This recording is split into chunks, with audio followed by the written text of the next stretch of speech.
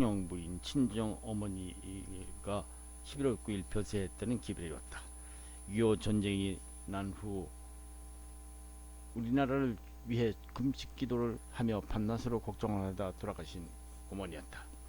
막내딸인 프란체스카를 만나려고 시집보낸 후 그토록 싶어 하셨었는데 17년 동안 한 번도 못 만난 채 세상을 떠나버린 것이다. 전쟁이 끝나는 대로 꼭 찾아가 뵈려고 마음을 먹었었다고 했다. 이제는 영영 어머니를 뵐 수 없게 된 것이다. 어머니가 틈만 나면 프란체스카 사진을 한없이 들여다보고 했다는 것이 들었을 때 가슴이 미어지듯 아팠다고 했다. 이승만 대통령이 어머니 장례식에 다녀오라고 권했으나 프란체스카 마음에는 여러가지 생각이 엇갈렸었다. 기분 같아서는 모든 것을 잊어버리고 달려가서 고향의 언니와 친지들과 함께 울기도 하고 해포를 풀고 싶었다고 했다. 그러나 엄청난 전쟁을 치르며 주애로 실세도 없이 나라 일에 골몰하고 있는 이승만 대통령과 한시라도 그 곁을 떠나서는 안 될 그의 위치를 생각하니 여러 날이 걸릴 머나먼 여행길을 떠날 수가 없었던 것이다. 결국에는 떠나기를 포기한 채 바쁜 나날과 일과에 미쳐서 슬픈 마음을 달래는 길밖에 없었다고 했다. 미 8군 세리 목사와 미 공군 알버트 목사가 각각 1,000달러씩 2,000달러를 한국에 있는 불쌍한 고아들을 위해 써달라고 대한적 십자에 기증을 해왔다.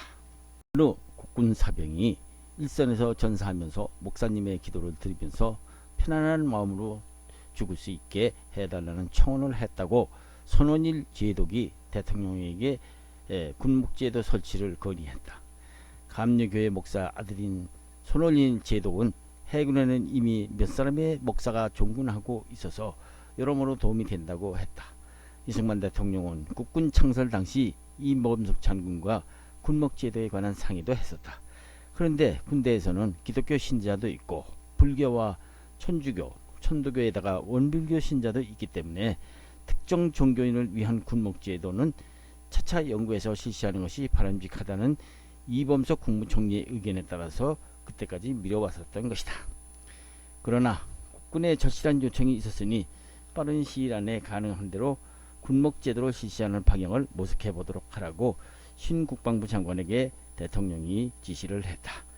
대통령은 평북 정주가 고향인 백낙준 박사를 국무총리에 지명을 해서 국회에서 승인을 요청했으나 부결된 것이다. 대통령은 당시 조만식 박사가 돌아가셨다는 비보를 듣고 백 박사를 국무총리로 지명했는데 국무총리는 이북 사정을 잘 알게 되고 또한 북한 주민과 친밀감을 가질 수 있는 인물이라야 한다는 대통령의 의견이었다. 대통령은 한국을 빨리 복구하고 건설하기 위해서는 건축가의 기술자들이 많이 양성되어야 하겠다고 말했다. 이승만 대통령은 전시 중임에도 불구하고 나무를 사랑했다.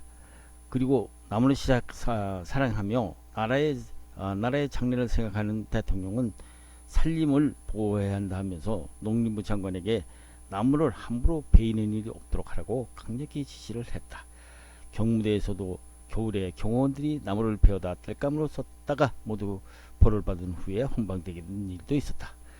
미국에서 구축함 두 척이 도착돼서 부산항에서 명명식이 있어 참석을 했는데 배 이름을 압록강호와 두만강호라고 했던 것으로 기억된다. 13일인 서울과 평양 간의 전화가 6년 만에 개통됐다.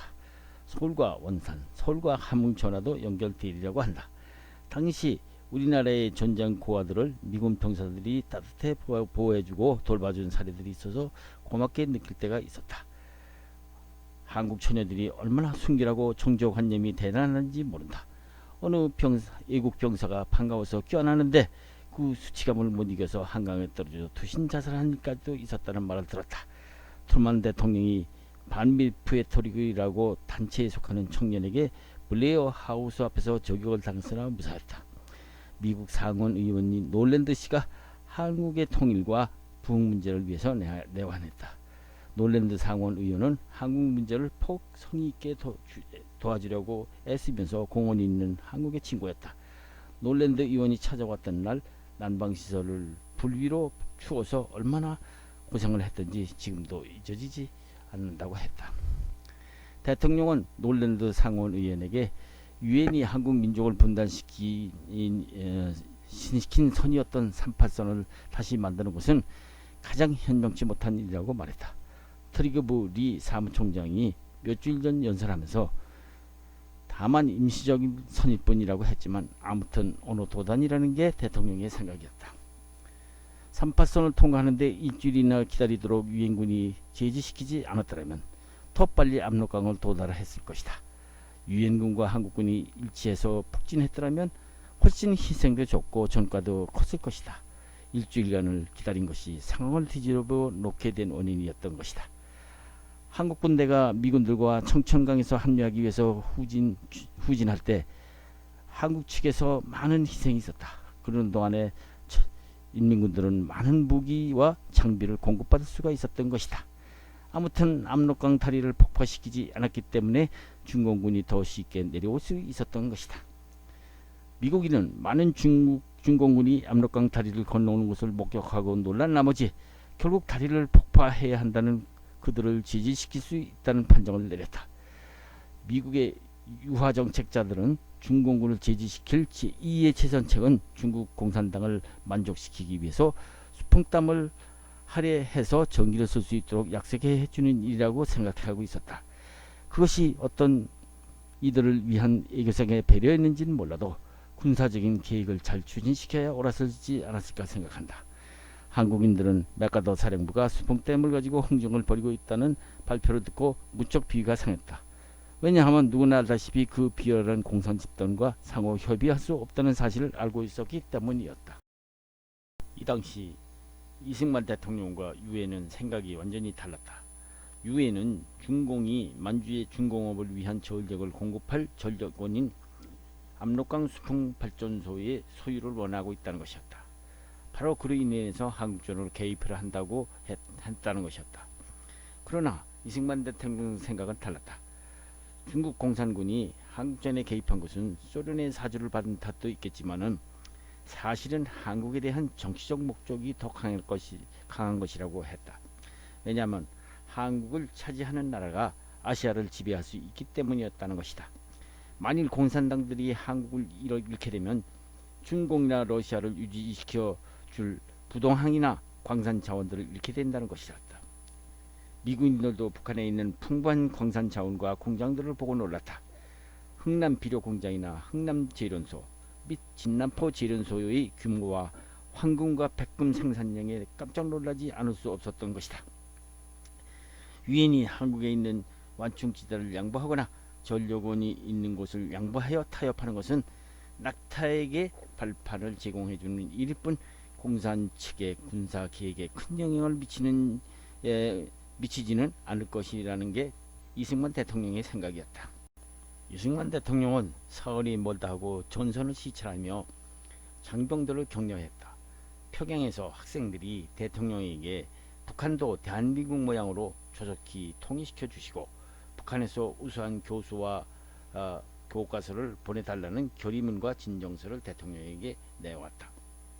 정부가 파견한 행정관리들이 미 군정 요원들에 의해서 밀려나고 북한 동포들을 돕고자 북한에 갔던 한국 정부의 덕망 있는 인사들이 출신 지역에서 활약하지 못하도록 미군이 방해를 놓았다는 것이다. 그로 인해서 북한 주민들은 혼란과 무질서 속에서 멋대로 날뛰는 전시 모략배들에게 시달리는 경우가 있었다고 한다. 심지어는 한국의 가짜 경찰이라고 하고 가짜 장교들이라 하면서 사기와 협잡을 하는 사람까지 있어서 경사 계급장을 단 사람들을 잡아가는 사태도 벌어지고 사병이 장교 계급장을 단 사람을 데리고 가는 광경에 구경꾼들이 몰려들기도 했다고 한다. 그래서 이승만 대통령은 국민은 누구나 국가의 민족에 방해되는 일을 삼가하도록 경고하는 담화까지 발표했다. 우리 정부의 유일한 목적은 이북의 우리 동포들을 일일이 해방시켜 우리와 같이 안전보장과 생활 개선을 하루속히 완성하려는 것이었다. 이에 따라서 정부의 행정기구를 이북 각도에 속히 실시하려 노력하는 중인데 짧은 시일 안에 성공할 수 있기를 기대하며 최선을 다하기를 바란다. 군경이나 다른 기관, 민간단체나 개인 등 어느 누구를 막론하고 남의 재산을 횡령하거나 남의 자유권을 침해하는 사람은 안 된다. 사리사욕을 도모하기 위해서 민심을 이반시키는 등의 불법 행위는 일일이 조사해서 내가 군법으로 엄격히 다스리게 할 것이다. 관리나 민간인이나 모두 도의에 어긋나는 짓은 일체 하지 말아라. 협잡하는 몰입애들은 모두 반성하고 후회가 없도록 할 것이며, 또한 없는 말을 조작해서 국가나 민족에게 방해되는 일을 삼가해야 한다. 동포가 서로 보호하고 구제해서 다 같이 한마음 한뜻으로 뭉쳐서 동고동락을 해야 되지 않겠는가. 답답한 이승만 대통령은 올리버 박사에게 이런 편지를 또 보냈다. 이 편지는 읽고 난 다음 파기하십시오 라고 쓴 11월 30일자 편지 내용이다. 우리 국방부는 미국 사람들에게 총공세를 취하기 위해선 방위선이 너무 부실하다고 경고했습니다. 우리 한국군은 6만 명이 아닌 20만 명의 중공군을 앞에 두고 있습니다. 그러나 미국 사람들은 지금 저항도 없으며 한국에는 중공군이 그리 많지 않다고 주장하고 있습니다. 우리는 무슨 이유로 미국인들이 중공군의 규모를 과소평가하는지를 도무지 이해할 수가 없습니다. 귀하도 알다시피 모든 계획은 도쿄에서 이루어지고 우리는 이에 따를 수밖에 없는데 총공세는 시작된 것입니다. 우리가 싸움을 시작한다면 문제될 것이 없다고 한 메가더 장군의 말은 절대적으로 옳습니다. 중공군들은 언제나 수적으로 더 많아서 우리가 오래 기다릴수록 더 많은 인원을 데려올 테니 말입니다. 우리는 38선을 넘어도 좋다는 승인을 얻기까지 일주일이나 걸렸습니다. 우리는 또 북진을 계속하기 위해 또다시 평양에서 기다리기도 했습니다. 그리고 미국 선거에서 민주당원에게 이용되지 않게 중공군 출연은 선거 이전까지 발표되지 않은 일도 있었습니다.